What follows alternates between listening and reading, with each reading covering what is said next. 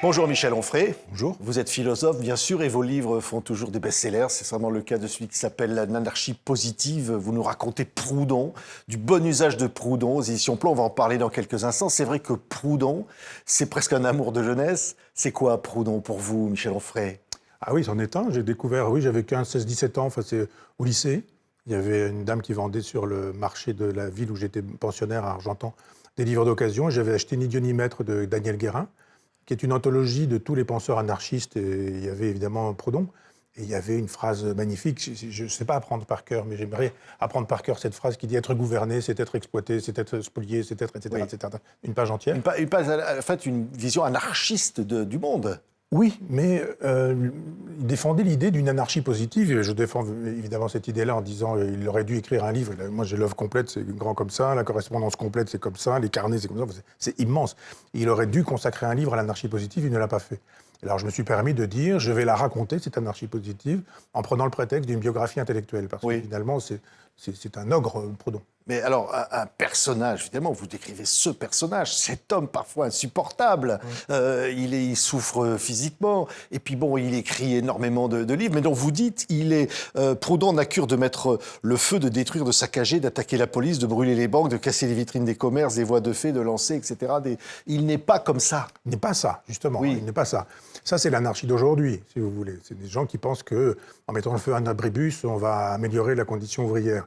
Ou en arrêtant les TGV sur la voie, on va permettre l'avènement du prolétariat planétaire et mondial. Il ne pense pas ça. Lui, il pense qu'on a besoin d'une révolution économique, en disant laissez faire les entrepreneurs, mais répartissez autrement l'argent.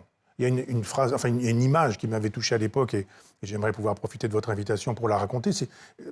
Proudhon dit, vous avez vu quand l'obélisque de Luxor est arrivé, qu'il a fallu la mettre debout sur la place de la Concorde, il a fallu 200 grenadiers qui tirent pendant 1 heure pour pouvoir mettre l'obélisque debout. Et Proudhon dit, imaginez qu'un ouvrier, qu'un grenadier travaillait pendant 200 heures. Évidemment, il ne va rien se passer. Eh bien, il dit, la force de travail, ce que 200 personnes peuvent faire et 200 fois une personne ne peuvent pas faire, eh bien, ça s'appelle l'aubaine. C'est-à-dire, c'est de l'argent qui est volé. Et il dit, la propriété, c'est le vol. C'est ça qu'il dit. Cette phrase, d'ailleurs, qu'on a beaucoup retenue, dont vous dites qu'elle est réductrice. Mais oui. Elle n'est pas complète. Oui, il dit, la propriété, en tant qu'elle se constitue sur la spoliation de l'aubaine, c'est-à-dire dans le fait qu'on ne paie pas la force de travail, eh bien, elle fait du capitaliste un voleur. En ce sens, la propriété, c'est le vol. Mais si vous voulez avoir une petite maison, si vous voulez avoir un petit jardin potager, etc., vous pouvez posséder ça. Au contraire, il est très anticommuniste et il dit, c'est la garantie anti-marxiste, d'une certaine manière, qu'il n'y aura pas de collectivisme ou de communauté marxiste. Oui. Donc, évidemment, on est sur une pensée qui a été travestie depuis 2 siècles. Alors, vous allez nous dire en quoi cette pensée peut s'appliquer à l'actualité d'aujourd'hui. On va parler de l'actualité ensemble, Michel Onfray, mais si je cite Proudhon, à un moment donné, il a des colères dans ses livres. Il parle, par exemple, du peuple français. Vous voulez dire, à un moment clé de l'histoire, il parle des Français en disant « race bête, dégénérée, qu'il faut mépriser, haïr, insulter jusqu'aux yeux, à qui tous, écrivains honnêtes, doivent cracher à la face. Non, il n'y a plus de France. » Ça, c'est des mots terrifiants. Alors, l'intérêt avec Proudhon, c'est de contextualiser. À chaque fois qu'il a dit quelque chose, quand l'a-t-il dit, pour quelle occasion, dans quelles circonstances, etc. Si on sort la phrase « la propriété, c'est le vol », on dit « il est contre toute propriété ». Là, j'ai essayé de montrer que dans une configuration particulière, ça ne veut pas dire la même chose. Là, c'est pareil, il est énervé contre le peuple, parce qu'il dit « mais ce peuple, quand on lui donne la liberté de voter, il va voter pour Louis-Napoléon Bonaparte. Il va se voter un dictateur ou un tyran. Ce peuple est insupportable. » On est au moment du coup d'État de Louis-Napoléon Bonaparte. Voilà. Hein? Oui. Et il estime que, par la suite, comme vous savez, il va y avoir un référendum, une sollicitation, et il va gagner de manière massive. Donc c'est un coup d'État qui est validé par le peuple. Et en ce sens, il nous dit le peuple fait n'importe quoi. Et puis, il est capable d'être contre 1848, puis d'être pour, et puis d'être... c'est aussi ça, c'est une espèce d'ogre qui pense l'actualité au fur et à mesure. Et nous, c'est pareil.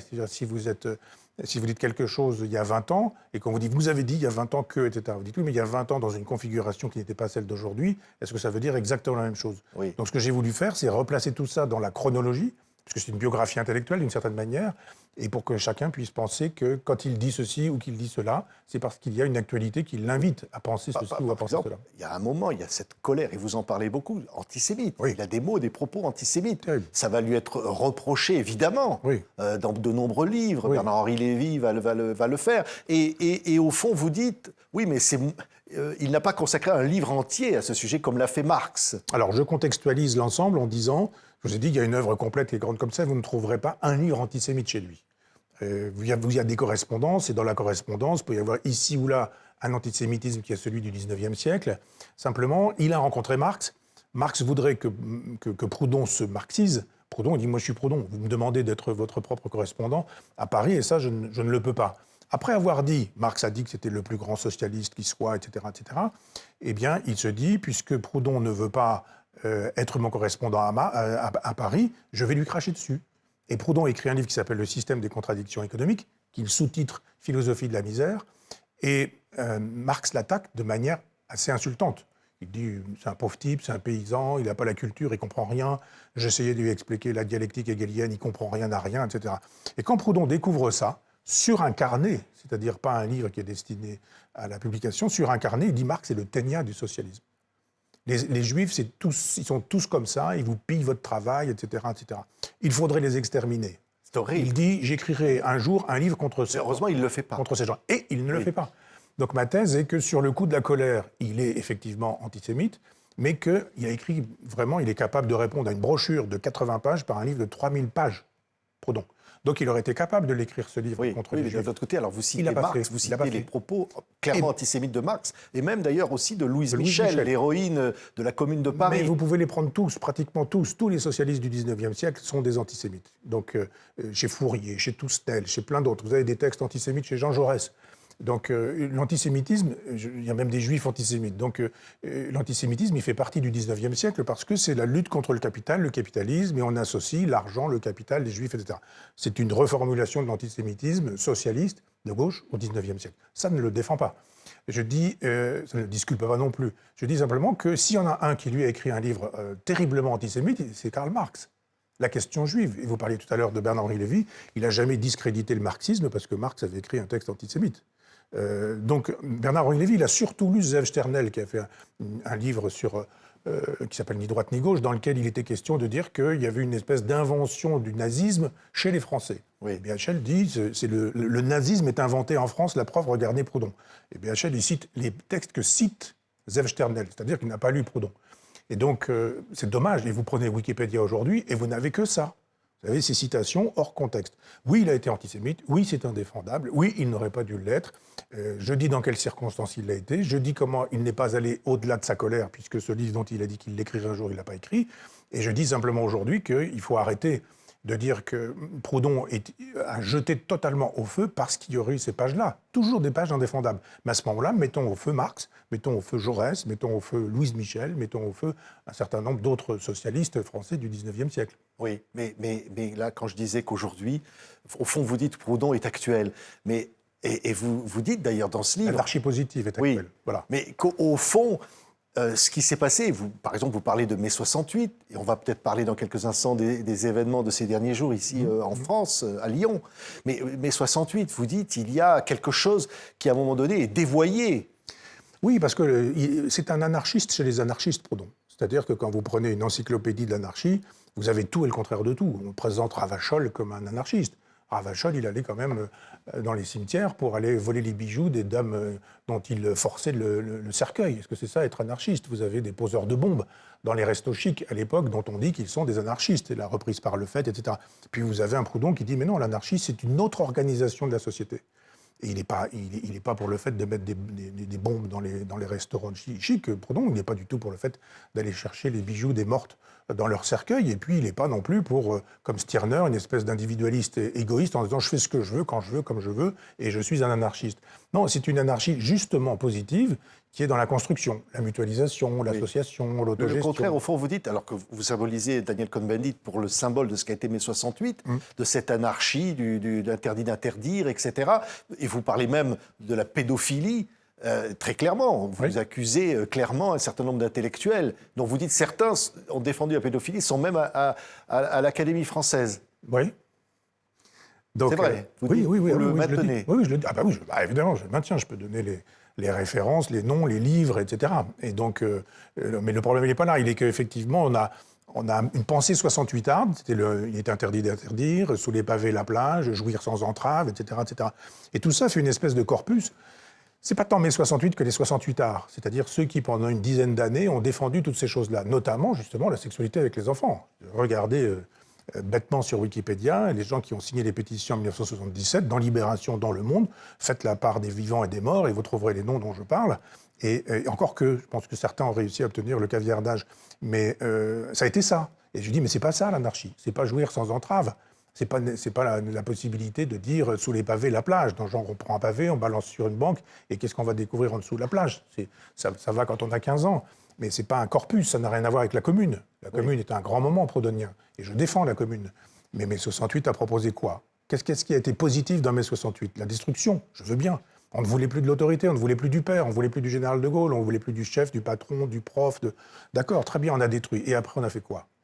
Mais donc vous citez Daniel Cohn-Bendit encore, et vous dites, bon, il a troqué son drapeau noir anarchiste contre finalement le drapeau européiste de Jean Monnet. Européiste, oui, bien sûr.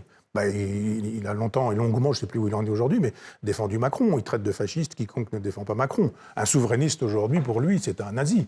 Donc on a droit à ce genre de dissertation de la part du monsieur. Donc je dis effectivement que ça n'a pas été un bon moment pour l'anarchie, que de laisser croire que ça se résumait au prurite adolescent de mai 68, de Cohn-Bendit. Qu'est-ce qu'il veut en mai 68, Cohn-Bendit? Il veut des dortoirs mixtes. C'est pas un horizon civilisationnel, ça. C'est pas un horizon civilisationnel. Des dortoirs mixtes dans les campus. Oui. Sur les campus. Il y avait des campus, il y avait des campus de filles, campus de garçons. Et ce que veut Daniel Cohn-Bendit, c'est que les garçons et les filles puissent être dans un même campus avec une mixité, quoi, une mixité sexuelle. C'est pas un horizon civilisationnel. Oui. Qu'est-ce qu'on fait avec le prolétariat, avec les pauvres, avec les ouvriers, avec la misère, avec le chômage? Qu'est-ce qu'on fait avec... Là, non, on veut juste pouvoir fumer des pétards avec des copines dans des chambres jusqu'à 4-5 heures du matin. Bon, d'accord, très bien. Je ne suis pas contre, hein. Je ne veux pas critiquer ça. Je dis simplement que ça n'a pas été une bonne chose pour l'anarchie qui mérite mieux que ça. Et l'anarchie, elle mérite Proudhon, parce que l'intérêt, c'est de dire, mais qu'est-ce qu'on propose positivement?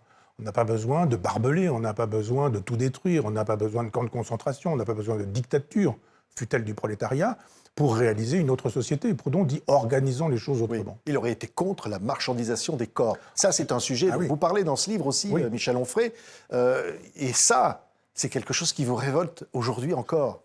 Oui, surtout aujourd'hui. C'est-à-dire l'idée qu'on puisse, à gauche, estimer qu'on doit pouvoir faire des contrats vétérinaires pour des locations d'utérus en disant « j'ai acheté un enfant, vous allez me vendre un enfant », et qu'on puisse dire qu'on est encore de gauche, mais il n'y a pas plus miséreux et misérable qu'un bébé, qu'un fœtus. Si on ne protège pas les bébés et les fœtus. Moi, j'ai adoré Les Misérables, que j'ai lu plusieurs fois. Je suis du côté de Fantine et de Cosette, moi, pas du côté des Thénardier. Aujourd'hui, ceux qui se présentent de gauche sont du côté des Thénardier. J'ai de l'argent, ça coûte combien à votre enfant? Moi, j'ai lu les contrats, qui sont des contrats de location d'utérus, mais c'est un contrat vétérinaire, ce qu'on demande aux femmes. Pas ceci, pas cela, manger ceci, pas manger cela, pas avoir d'animaux domestiques à la maison. Si vous avez des chats, ils peuvent transmettre une maladie à l'enfant, faire du sport, mais pas n'importe quel sport, pas fumer, pas manger ceci, pas cela. Vous tournez les pages du contrat et vous dites, et à la fin, vous avez le coût. On va vous donner ça. Si vous perdez un ovaire, par exemple, ou 2 ovaires, on vous donne l'argent. Un ovaire, c'est tant. 2 ovaires, c'est tant. L'utérus, c'est tant. Si vous avez besoin d'un suivi psychologique, psychiatrique ou psychanalytique, eh bien, on va vous payer, mais tant de temps et pas au-delà. Mais ça va dans ma campagne normande quand on vend des vaches, des taureaux, des bœufs, mais pas quand on loue les utérus des femmes. Est-ce que la loi sur la fin de vie va dans le même sens, qui était discutée en ce moment? Non, c'est pas moi, je défends l'euthanasie. Et simplement, je n'ai pas l'occasion de dire pourquoi je la défends, puisqu'on ne m'invite pas dans des endroits où je pourrais défendre cette thèse-là. Mais ce n'est pas exactement la même chose. C'est-à-dire qu'aujourd'hui, l'euthanasie, elle se pratique à bas bruit. C'est ça la question. Ce n'est pas pour ou contre l'euthanasie, c'est voulez-vous que ça continue à exister comme ça existe, c'est-à-dire en douce. Si vous avez des copains qui peuvent vous aider pour pratiquer une euthanasie, ça va se faire dans le dos de tout le monde et puis l'affaire est réglée. Si vous avez des bons copains, si vous avez un carnet d'adresses. Mais si vous n'avez personne, qu'est-ce que vous allez faire? Vous allez bricoler les choses comment? Moi, je veux que ça devienne légal. Et puis après, je veux qu'on ait le choix. C'est pas les soins palliatifs contre l'euthanasie contre les soins palliatifs, c'est les deux. Et on a le droit de changer. J'ai perdu ma compagne et quand l'heure est venue, eh bien, il y a un moment donné où vous passez à l'acte et vous n'avez pas forcément envie de tuer des gens. Vous n'avez pas forcément envie de libérer un lit. Vous n'avez pas forcément envie de permettre à la sécurité sociale de faire de l'économie. Vous avez juste envie que quelqu'un qui souffre et à qui on dit « il vous reste 1 mois à vivre » ne soit pas pendant 1 mois devant sa douleur de se dire, dans un mois, je suis dans un cercueil, dans 15 jours, je suis dans un cercueil, dans 8 jours, je suis dans un cercueil. Et de permettre à des gens qui diraient, je n'ai pas la force de supporter ce mois-là, et je voudrais, ces semaines-là, et je voudrais en finir, qu'on puisse aider la personne.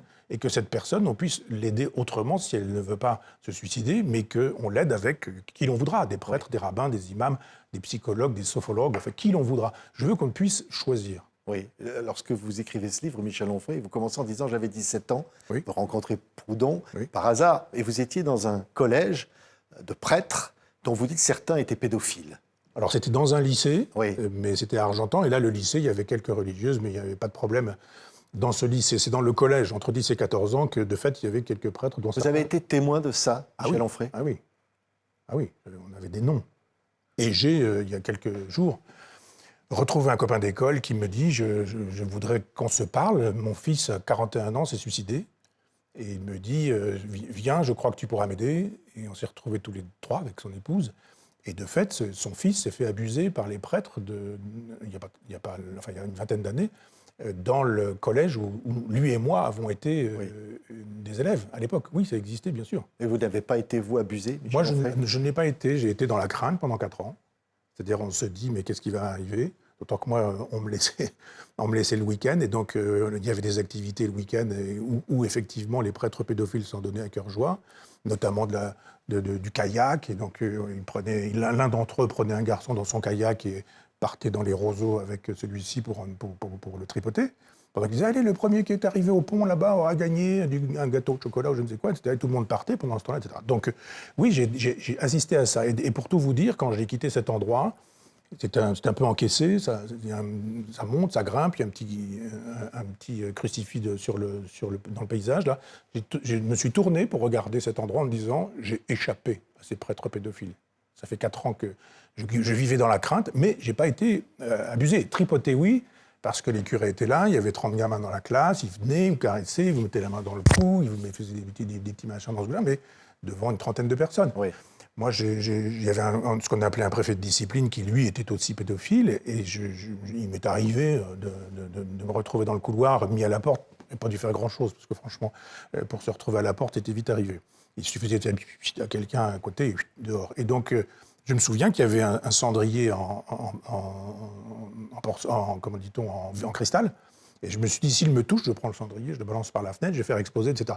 Donc moi, j'ai vécu dans la terreur pendant 4 ans, mais je n'ai pas été personnellement abusé. Oui, lorsque vous voyez aujourd'hui l'affaire Epstein, ça vous marque encore plus peut-être, et au fond, la forme d'impunité dans laquelle un individu comme ça a pu prospérer presque planétairement, je veux dire, au-delà des frontières, y compris à Paris, à quelques kilomètres d'ici même, dans sa résidence de l'avenue Foch.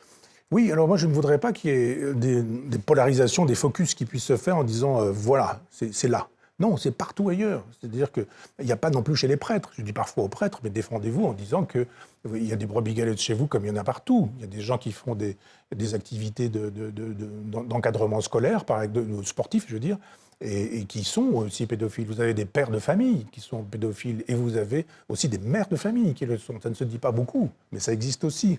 Donc la pédophilie est une espèce de monstruosité qui n'est pas réservée à la jet set, j'allais dire Epstein et quelques autres, ou aux prêtres, ou etc., etc. C'est une espèce de pratique qui, moi, dépasse l'entendement. Enfin, je peux comprendre que des prêtres qui avaient 35 ans, en présence de 600 gamins, dont certains étaient jetés par leur famille ici, c'était un orphelinat quand je suis rentré dans cette école, puissent avoir été des abuseurs. Mais quand je dis je peux comprendre, je ne justifie pas, je n'excuse pas. Quand on est prêtre, on devrait avoir l'éthique, la morale et la droiture qui empêchent de passer à l'acte. Mais je veux dire, après, on essaie de comprendre pourquoi. Et après, j'ai compris que certains avaient quitté la prêtrise parce que probablement ils ne pouvaient pas vivre ce célibat et que ça les avait conduits à ça. Mais je pense qu'il faut penser ces choses-là plutôt que d'être dans la logique un peu simple. C'est facile, aujourd'hui, tout le monde dit, Jack Lang, tout le monde savait. Dites-le. Pourquoi ne l'avez-vous pas dit? Jack Lang dit, aujourd'hui, on s'acharne sur moi parce que je suis à terre. C'est un peu vrai aussi. Et il y a une espèce de joie mauvaise de la part de gens que j'aurais bien aimé entendre précédemment. C'est-à-dire, je rappelle quand même que quand Luc Ferry évoque un peu la question, il a eu le courage, Luc Ferry, d'évoquer la question. Il a le lendemain ou le surlendemain son portrait en une de Libération où le traite de délateur.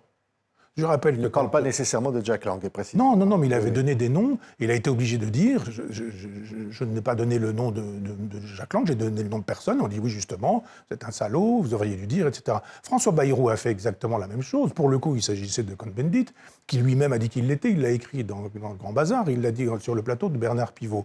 Mais à cette époque-là, ça se retournait contre celui qui disait, vous n'allez pas me donner des leçons de morale, vu l'endroit d'où vous partez, etc.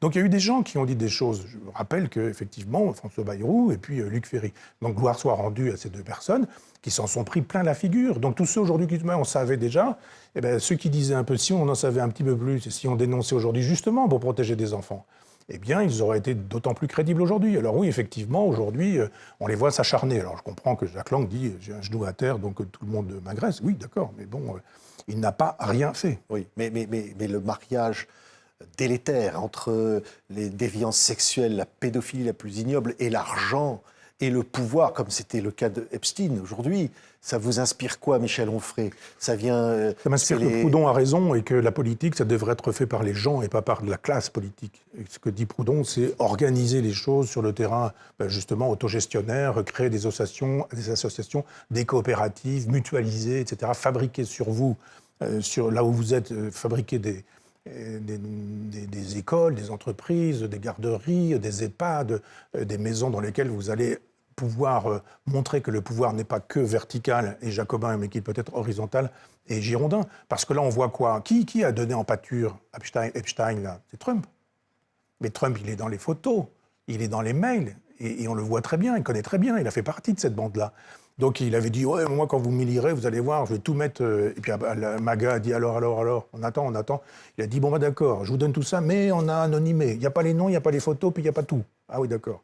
Donc on voit bien qu'il est jugé parti, Trump, dans cette affaire. Donc il a acheté une espèce de nœud de vipère, et puis ça ne va pas aller très loin, parce que si on va un peu loin, on va découvrir. Et on va découvrir quoi? On a déjà vu les photos, on a vu Clinton, on a vu Trump, on a vu un certain nombre d'autres individus. Et on a vu Jack Lang, la petite fille de Jack Lang, qui demande même si Epstein ne peut pas l'accueillir avec sa copine à New York, etc. Enfin, on voit toutes les ramifications. Moi, ça ne m'étonne pas, j'aime pas les gens de pouvoir. J'aime pas le pouvoir, j'aime pas les gens de pouvoir. Ça corrompt le pouvoir.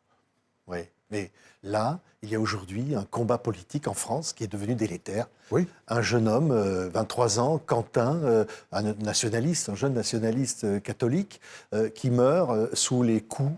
Et alors, visiblement, c'est le ministre de la Justice qui le dit, mené par des militants d'extrême gauche de la Jeune Garde, réputés proches de Raphaël Arnaud, député LFI à l'Assemblée nationale. Il y a en ce moment des personnes qui ont été arrêtées, qui sont entendues. Est-ce qu'il y a une responsabilité politique de LFI, de l'extrême gauche, de Jean-Luc Mélenchon aujourd'hui? Ben oui, de Jean-Luc Mélenchon. Je veux dire que Jean-Luc Mélenchon, il vient du trotskisme, mais son pseudonyme chez les trotskistes, c'était Santerre. Et Santerre, c'était un homme qui était redoutable dans la répression pendant la Révolution française. C'est un homme qui faisait couler le sang. C'est un homme qui a fait donner les tambours quand Louis XVI a voulu parler sur l'échafaud. Il n'a pas voulu que le roi puisse être entendu par les gens qui étaient là. Donc il a choisi une des pires figures de la répression sanglante de la Révolution française. Il a toujours dit que Robespierre était son modèle. Alors je veux bien qu'on aille chercher un lampiste. Monsieur Arnaud, là, c'est un lampiste. Parce que qui est allé le chercher? C'est Jean-Luc Mélenchon qui décide de tout dans ce parti. C'est lui qui a dit « je lui donne l'investiture ». C'est lui qui lui a choisi une circonscription dans laquelle il a pu être élu. C'est lui qui est responsable de tout ça. Donc on dit « ah ben, il y a celui-ci ». Oui, mais pendant qu'on s'excite sur ce lampiste, il y a un Jean-Luc Mélenchon qui a organisé le chaos révolutionnaire. Et ça participe du chaos révolutionnaire que d'avoir donné à cet individu qui est un violent personnage, sa jeune garde, elle est faite pour ça. Certains disent... Il y a des mots très forts. En ce moment, le débat est très fort, même venant des membres du gouvernement qui disent l'extrême gauche a du sang sur les mains. Oui. Ce sont des moments où, effectivement... On en reparle dans un mois. Quand il s'agira d'avoir ces voix-là pour pouvoir être élu contre le fascisme, à ce moment-là, il n'y aura plus d'extrême gauche qui tue. Il y aura une extrême gauche à qui on demandera des voix, et l'extrême gauche donnera ses voix, puisqu'il s'agira d'empêcher qu'Adolf Hitler arrive au pouvoir. Oui, on nazifie l'adversaire. Bien sûr. Vous savez bien, depuis des années, quand vous commencez à dire « et si on pensait librement », vous dites « vous êtes un nazi ». Vous n'avez pas à penser librement, pensez comme nous. Si vous ne pensez pas comme nous, vous êtes un nazi, d'extrême droite, fasciste, enfin on connaît la litanie. Simplement, les gens commencent à comprendre que ce n'est pas exactement comme ça que ça se passe. Il y a une époque où l'information était monolithique, Et les gens ont compris qu'il y a des informations ailleurs, il y a des chaînes alternatives, il y a des chaînes de résistance, il y a des journaux. Moi, j'ai créé Front Populaire il y a 5 ou 6 ans, et on existe sans argent, sans subvention, où on peut dire des choses. Et puis aujourd'hui, vous avez sur le net le meilleur et le pire. Le meilleur, c'est que des informations sont données qui ne sont pas données par les médias du système. Oui, mais normalement, vous avez un téléphone portable, vous filmez, vous mettez sur le net, ça fait le tour du monde.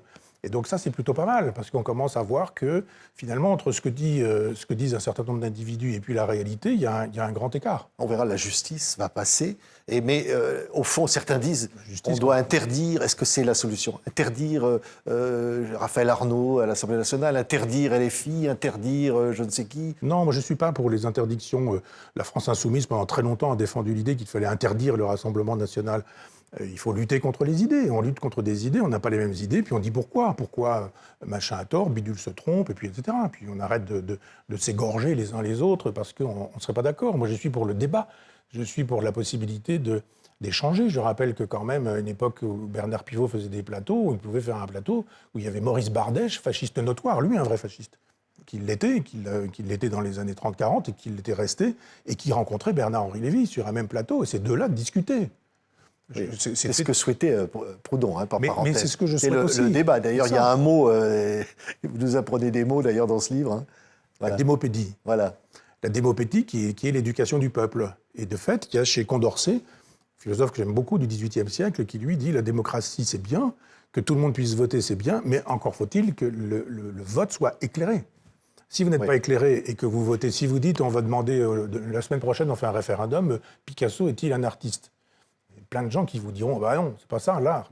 Ça ne veut pas dire que si 60% de gens disent Picasso n'est pas un artiste, que Picasso n'est pas un artiste. Oui. En revanche, si vous expliquez ce qu'est l'art, l'histoire de l'art, pourquoi, comment, etc., vous dites voilà, maintenant vous avez l'explication, vous allez pouvoir vous exprimer. Mais encore un mot quand même, Michel Onfray, sur cette situation. Vous parlez de l'affaire Quentin. Certains disent on est dans un vrai climat d'avant-guerre, c'est-à-dire qu'on se pense des ligues qui s'affrontent, d'extrême droite, d'extrême gauche, et on est dans un climat de terreur et de violence. Moi, je remonte à la Révolution française. J'aime beaucoup Taine, Les origines de la France contemporaine, qui est une magnifique histoire de la Révolution. Enfin, avant la Révolution et après la Révolution, livre magnifique. Et ça ressemble très étrangement à ça. Oui, il y a effectivement des gens qui veulent que le sang coule. Et là, on voit qui, on voit comment. Et on voit que Jean-Luc Mélenchon n'a pas cessé d'être trotskiste sur ce terrain-là. Lui, il pense que la rue lui appartient. Et de fait, il a ces espèces de, je sais pas quoi, des sections d'assaut qui sont entraînées pour ça, pour cogner, pour taper. Ils ont des gants avec du fer dans les gants. Ils ont des chaussures coquées, c'est-à-dire du fer aussi. C'est-à-dire que quand ils donnent des coups de pied, c'est pas un coup de basket que vous recevez dans le village, c'est un coup de marteau à chaque fois. Et donc, tout ça est toléré, puisque Jean-Luc Mélenchon nous dit que cette jeune garde, elle est formidable, c'est une jeunesse antifasciste. Ah, elle est antifasciste, il est où le fascisme ? Moi, je préfère Lionel Jospin, qui a parlé du théâtre antifasciste, en disant à une époque, arrêtez, il n'y avait pas de danger fasciste. Et encore, je pense que Jean-Marie Le Pen, moi, je pense qu'il était d'extrême droite. Mais Marine Le Pen a cessé d'être d'extrême droite. Elle a changé le nom du parti. C'est Jacques Chirac, Marine Le Pen, c'est pas du fascisme. Mais si effectivement vous êtes fasciste quand vous appelez Le Cornu, si vous êtes fasciste quand vous appelez Gabriel Attal, alors évidemment le fascisme c'est quiconque ne pense pas très exactement comme vous. Et si vous ne pensez pas très exactement comme Jean-Luc Mélenchon, vous faites mettre à la porte.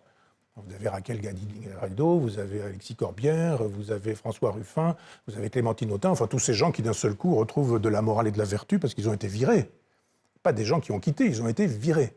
Mais donc, vous voyez bien qu'il faut penser comme Mélenchon. Si Mélenchon dit un jour blanc, le lendemain noir, le lendemain rose, il va falloir dire blanc, noir, rose, et dans l'ordre. Et donc, la pensée n'est plus possible, la pensée n'est plus pensable. Puis après, c'est l'intimidation, les menaces de mort, enfin, j'y ai droit. Hein, vous y avez droit? Oui, bien sûr. Vous avez des menaces de mort, Michel Onfray? Oui. Ça fait partie du jeu. Ça fait partie du jeu, mais on peut pas... Non, mais du jeu de ces gens-là, pas du mien. Moi, je vous dis, je serais d'accord pour qu'on puisse avoir un débat sur, je sais pas quoi, sur la Palestine, sur le colonialisme, sur l'histoire de France, sur la Révolution française, sur... Vous aimeriez débattre avec Jean-Luc Mélenchon? Mais il ne veut pas. On ne peut pas débattre avec des gens comme ça. D'abord, ils ne veulent pas. Ensuite, ils sont d'une mauvaise foi insigne. Si vous dites quelque chose, ils vous disent c'est faux. Bien sûr que si, c'est vrai. Non, c'est faux, vous dites n'importe quoi, c'est pas vrai. Et vous allez passer l'heure à dire des choses et quelqu'un en face de vous va dire c'est faux, c'est pas vrai, vous mentez, vous travestissez, etc. C'est des gens qui ne veulent pas de débat, on ne débat pas avec eux. C'est-à-dire, on ne va pas prendre le risque d'un débat pour s'entendre dire pendant, je ne sais pas quoi, 20 minutes d'un débat, par exemple, qu'on ment, qu'on travestit, que ce n'est pas vrai, que c'est faux, que que le pacte germano-soviétique n'a jamais eu lieu, etc., etc. C'est pas possible. Les lieux de débat sereins où vous pouvez avancer des arguments sans vous faire insulter n'existent plus. Oui, un mot sur Sandrine Rousseau. Vous en avez souvent parlé de Sandrine Rousseau. Elle a fait une interview où elle dit qu'elle a dans son public parfois des gens menaçants qui viennent assister à ses conférences, venant notamment de l'OAS. Voilà, je vous demande... Tout est dit. C'est-à-dire quand vous avez... Cette dame est enseignante dans l'enseignement supérieur. C'est-à-dire des gens qui mentent à ce point-là. D'abord, elle ment.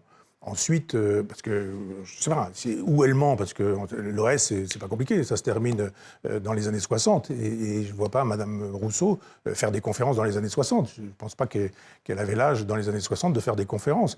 Donc ça veut dire quoi? Soit elle ment, soit elle ignore la réalité historique. Dans les deux cas, c'est pas terrible. Donc qu'elle arrête de dire le GUD, l'OAS, et puis on sent qu'il y a un truc là qui est parti pour, et puis on va avoir droit au sentier lumineux, on va avoir droit à tout, quoi. C'est-à-dire que on ne peut pas discuter avec des gens qui en sont à ce point qu'ils viennent vous expliquer que l'OAS les a menacés. On devrait partir d'un grand éclat de rire, mais non. Oui. Michel Onfray, l'anarchie positive du bon usage. Qui est un remède à tout ça. Hein. Qui est un remède à tout ça. Et alors, une chose à laquelle il était très attaché, c'est la liberté d'expression. Mais oui. Et vous dites aujourd'hui, au fond, il serait satisfait du monde d'aujourd'hui, où il trouverait que la liberté d'expression n'est pas... Ah non, la liberté d'expression n'existe plus.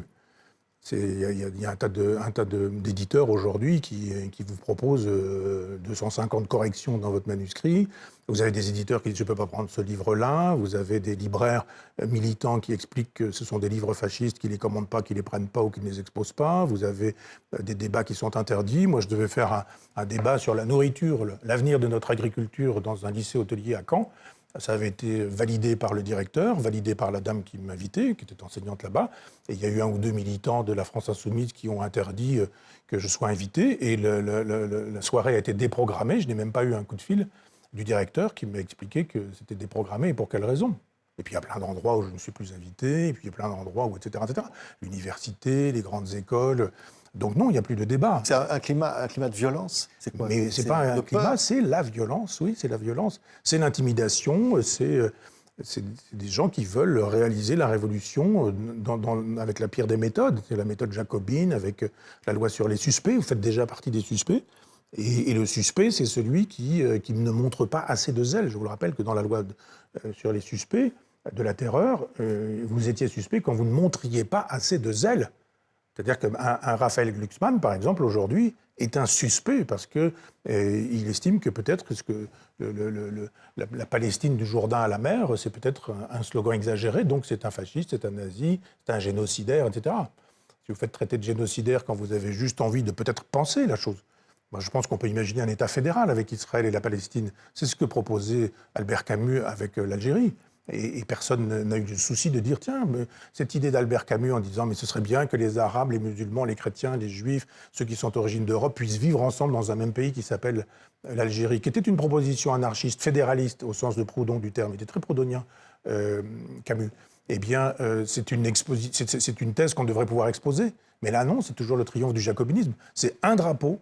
Et si c'est un drapeau, c'est contre l'autre drapeau. On brûle le drapeau israélien et on met le drapeau palestinien. Et pourquoi ne pas envisager des solutions qui permettraient des parlements divers et multiples, ce que Camus appelait les douars communes, c'est-à-dire une espèce de communalisme libertaire qui permettrait d'avoir, je ne sais pas quoi, des villes, des connexions urbaines, des territoires, des paysages, des régions, des terrains, même des parties agricoles, des vignes, des oliviers ou je ne sais pas quoi, et que tout ça puisse se penser avec des gens qui ont envie de vivre ensemble, pas avec des gens qui ont envie de s'égorger. Oui. Il faut fabriquer une France dans laquelle on doit pouvoir tout accepter. Moi, je suis prêt à accepter les robespierristes, si les robespierristes acceptent de ne pas me couper la tête quand je dis une chose pareille. Merci. Michel Onfray, en toute liberté en tous les cas. Hein. Oui. En toute liberté, pour nous parler de Proudhon, qui aimait la liberté. Ça s'appelle l'anarchie positive du bon usage de Proudhon aux éditions Plomb. Si je puis me permettre, au-dessus de la liberté, il préférait la justice. Oui. Et les deux vont ensemble. Moi, je trouve qu'à droite, on veut la liberté, mais pas l'égalité. À gauche, on veut l'égalité, mais pas la liberté. Et personne ne s'occupe de la fraternité. Et l'intérêt de liberté et égalité, c'est quand il y a la fraternité. C'est-à-dire, moi, je ne suis pas de la droite qui veut absolument la liberté d'exploiter, je ne suis pas de la gauche qui veut couper les têtes qui débordent, je veux la liberté et l'égalité s'il y a de la fraternité. Donc on commence par se dire qu'on n'est pas d'accord, sans se cracher dessus, sans s'insulter, sans se tabasser, sans se cogner, sans se menacer de mort. Les conditions du débat ne sont plus réunies. Merci beaucoup. Michel Onfray était aujourd'hui notre invité.